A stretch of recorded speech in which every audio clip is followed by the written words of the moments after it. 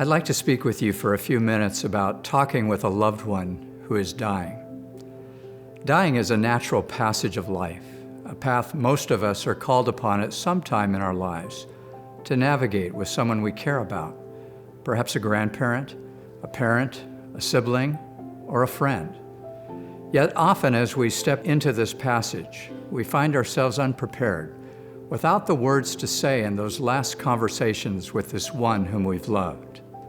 Our inclination might be to avoid these encounters altogether, out of denial, awkwardness, or a fear of not saying the right thing.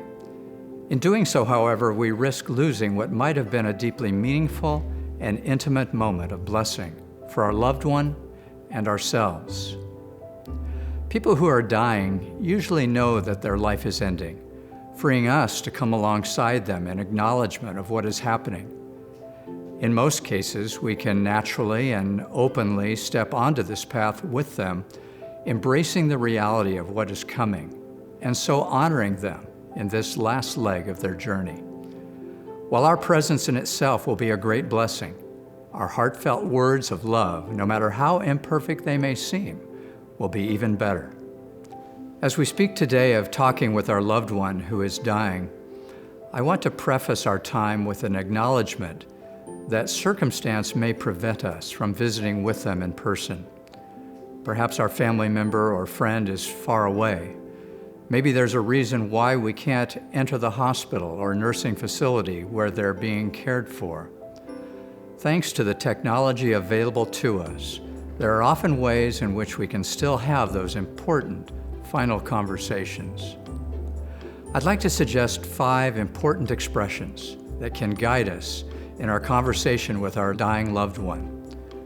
First, say the words, "I love you." This seems so simple, but trust me, these 3 little words are perhaps the most powerful words that one might express.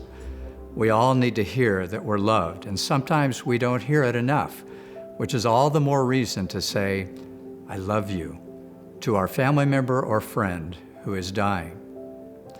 The Bible tells us that love casts out fear. These simple words can ease anxiety and bring comfort like no other. Second, say the words, "Thank you," as in thank you for who you are and what you've meant to me. Thank you for being my grandpa, my mom, my brother or sister or friend. The words thank you may create the opportunity to share a meaningful story or memory or reminiscence of how our loved one has influenced us or made a difference in our life. We might name some things that we appreciate in them. Expressing gratitude and value is honoring to our loved one as they draw closer to the end of their life. Third, if appropriate, say the words, "Please forgive me."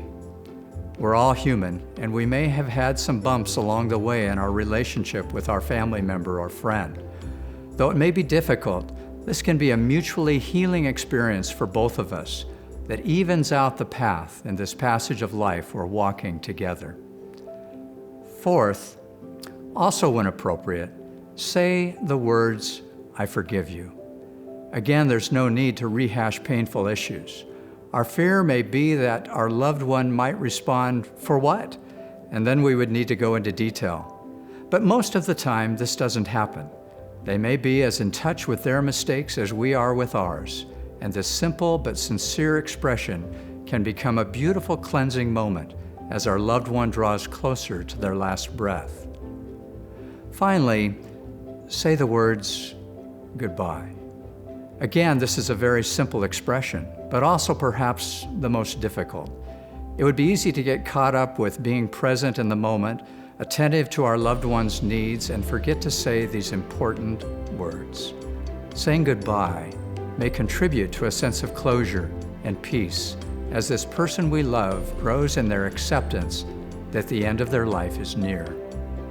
As a person of faith, we may also offer to pray with our loved one by simply asking, "Can I pray for you?" I can't recall a time when a loved one or an acquaintance has declined my offer. It doesn't need to be elaborate or a prayer for healing, just a simple prayer from the heart to thank God for our loved one's life while asking for physical and emotional comfort. In my own experience, a sense of calm is often the result. A further note, caring for the one we love in this passage of life requires that we take good care of ourselves. There are resources for grief and self-care at our Bethany website, and pastoral care is always available to those who desire it. It would be our privilege to step into this passage with you and your family. In the Apostle Paul's first letter to the Thessalonians, he writes that we do not grieve as those without hope. For we believe that Jesus died and rose again. Even so, God will bring with him those who have fallen asleep in Jesus.